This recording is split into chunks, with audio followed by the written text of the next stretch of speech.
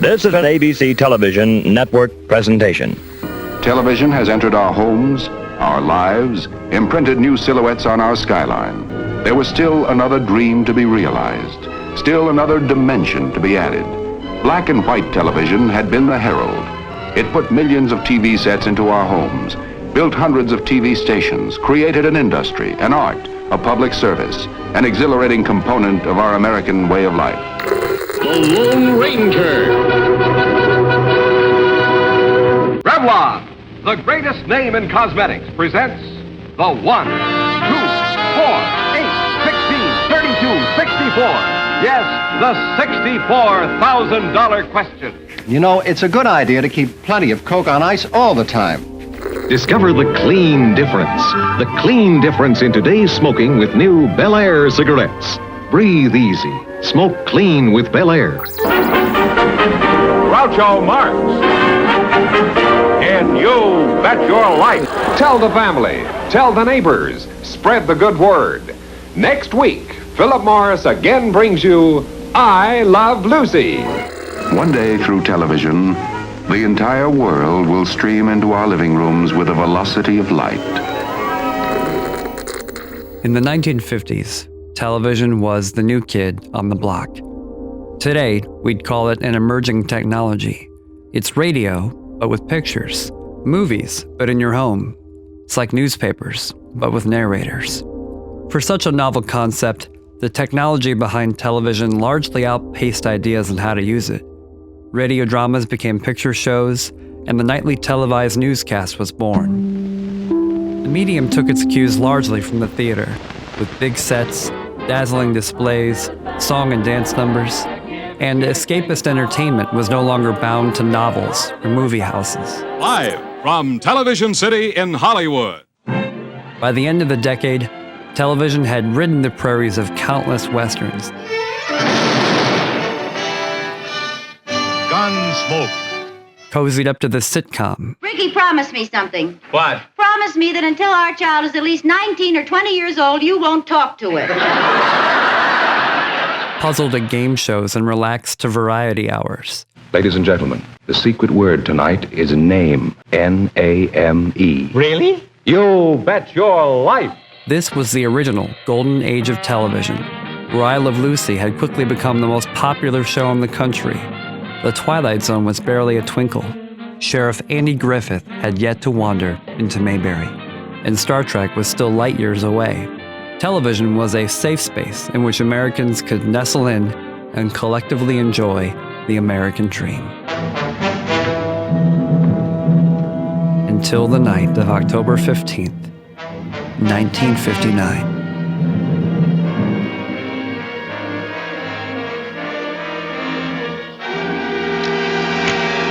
Hey, boys. Surprise.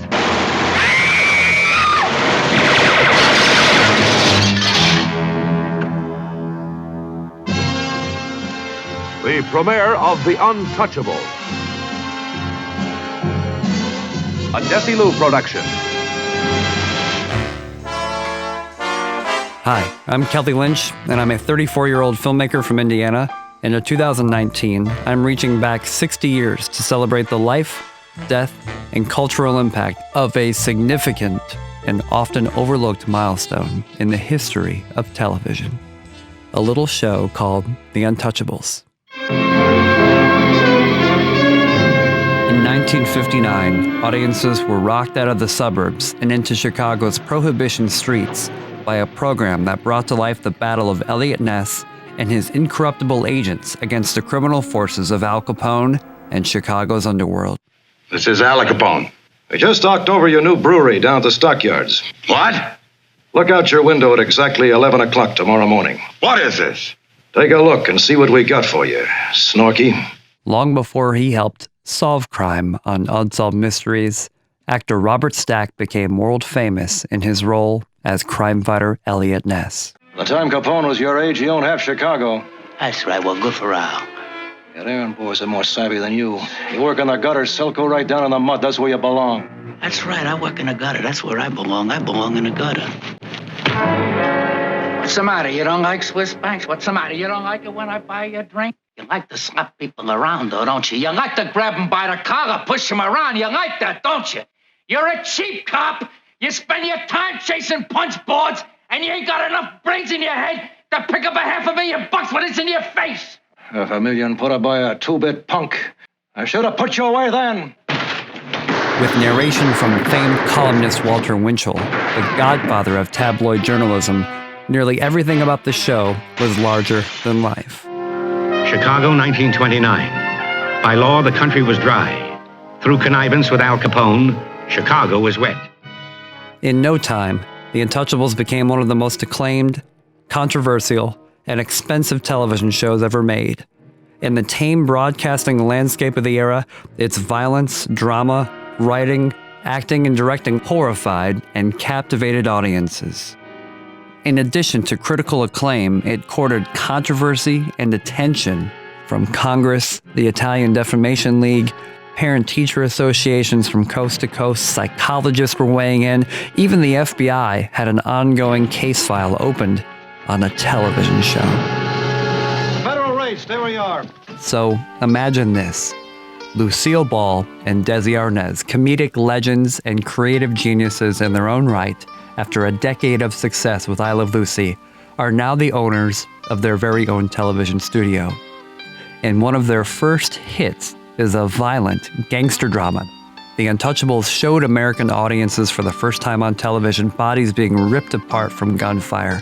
It openly brought the existence of the mafia into living rooms, and it even showed television's first male-on-male kiss. Safe to say, The Untouchables was a culture shock. And it won a few Emmys along the way. What began as a made-for-TV film in April of the same year, The Untouchables was quickly adapted into a film noir anthology series, creating a cinematic universe of moral rights and colorful wrongs, and it became an origin story for everything we know about the genre in TV and film today.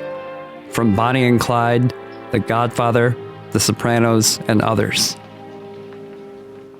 Want to get Capone? Here's how you get him. You probably heard of The Untouchables, thanks to the 1987 film by Brian De Palma. He pulls a knife, you pull a gun. He sends one of yours to the hospital, you send one of his to the morgue. But it bears very little resemblance to the original series. That's the Chicago way. We'll get into that too. As a kid, I grew up enamored by The Untouchables, even though it premiered 26 years before I was born. It was the show's incredible drama and signature style that introduced me to the world of filmmaking and instilled in me a love for storytelling. But most importantly, I loved The Untouchables because of my dad. Dan Lynch was barely a teenager when The Untouchables premiered, and the show had an immediate impact. Just as it did for thousands of other fathers and sons, enjoyment of the show became a weekly ritual with his father Lawrence. In the ensuing years, Dan became an expert on the program. So much so that in the 1990s, he nearly completed a detailed manuscript that provided an exhaustive history and analysis of The Untouchables.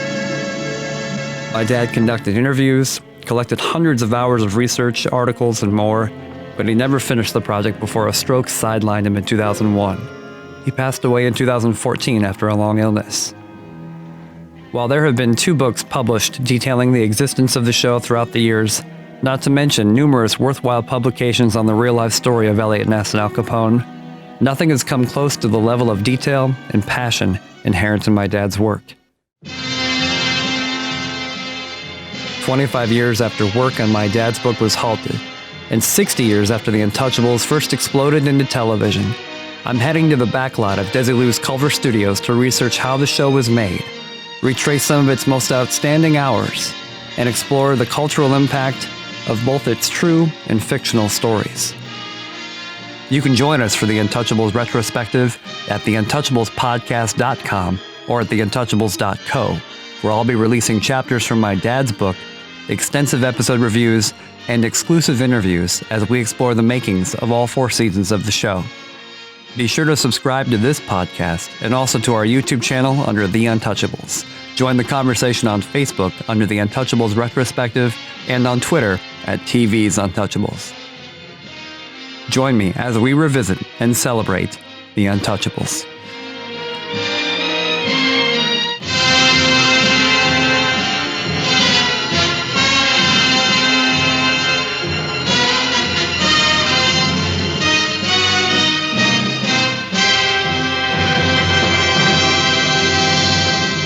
Untouchables will continue following station identification.